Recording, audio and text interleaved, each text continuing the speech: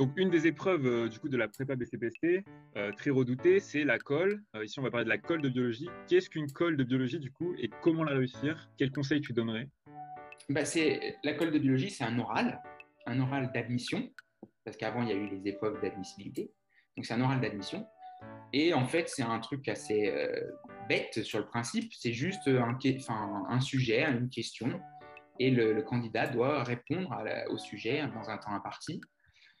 Et donc, c'est là où il faut mettre en avant ses capacités de raisonnement, de synthèse, d'esprit critique, d'écoute, d'échange. Puis vu que c'est un oral, bien sûr, il y a un aspect aussi échange, forme avec le jury, savoir si vous êtes capable de savoir présenter quelque chose en public, etc. Donc, il y a la communication orale très importante Exactement. et la Exactement. communication graphique, puisqu'on doit dessiner des Aussi. schémas au tableau souvent, enfin, tout le temps en fait. Aussi. Donc, quelles sont les différentes parties d'une colle de biologie déjà? Eh ben, pour cette épreuve-là, tu as un temps de préparation qui est d'une petite demi-heure. Tu as le sujet. Enfin, déjà, tu auras à choisir un sujet. On va te proposer 2 sujets. Tu vas choisir un sujet. Ensuite, tu auras un temps de préparation où il y a à ta disposition un support qui est le tableau. Tableau blanc ou tableau noir. Et puis, là, pendant 30 minutes, tu prépares ton support, c'est-à-dire ton tableau, en faisant des schémas, en posant ta problématique, en faisant ou non un plan, parce que ce n'est pas exigible. Il n'est pas exigé qu'il y ait un plan apparent sur ton tableau. Et puis ensuite, à l'issue du temps de préparation, le jury y arrive. Et là, tu présentes ton exposé. Tu as 6 minutes pour présenter ton exposé. Donc, dans ces 6 minutes, c'est toi qui es maître de ton temps. Donc, il faut que tu fasses une introduction avec une accroche, tu apportes la problématique.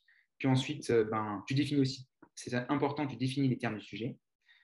Puis ensuite, tu fais ton développement, donc tes différentes parties, etc. Et puis, tu termines par une conclusion.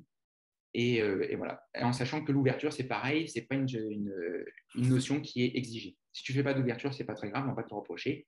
Si tu en fais, ça peut être un plus, comme ça peut ne rien apporter, parce que souvent, les candidats font des ouvertures, mais qui sont soit trop simplistes, soit ils se tirent un peu une balle dans le pied parce qu'ils conduisent le jury sur un sujet qu'ils maîtrisent pas bien. Et du coup, après, lors de l'entretien, qui est l'autre phase de l'oral, et là, ça devient plus compliqué puisque le jury va directement poser des questions sur l'exposé qui a été fait pour s'assurer que toutes les notions sont maîtrisées parce qu'évidemment, en 6 minutes, tu n'as pas le temps de tout traiter parfaitement. Donc, il y a des aspects que tu auras peut-être évoqués ou un peu oubliés. Donc, le jury va revenir dessus. Et puis ensuite, il pourra changer de sujet un petit peu, éventuellement poser des questions sur d'autres documents qu'il va pouvoir amener aussi.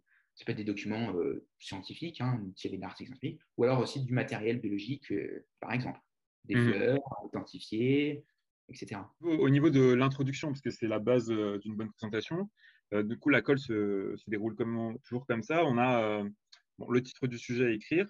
Ensuite, on a une phrase d'accroche. Donc, déjà, qu'est-ce que la phrase d'accroche et comment bien la choisir? Ensuite, on a la définition des mots-clés. Donc, ça, ça, il faut savoir son cours. Et ensuite, on a la problématique. Enfin, on a l'annonce du plan et la problématique. Donc, du coup, comment avoir une bonne accroche et une bonne problématique, comment la choisir, quelles questions se poser, etc. Les accroches qui sont souvent appréciées, c'est soit en fonction des sujets, bien sûr.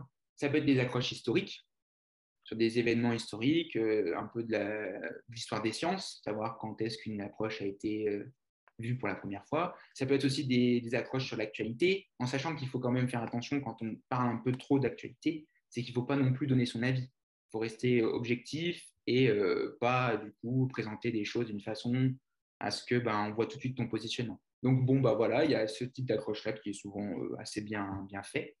Puis après, donc oui, tu définis les termes du sujet, c'est important parce que ça permet de savoir les limites de ton sujet, ce que tu dois dire, ce que tu ne dois pas dire.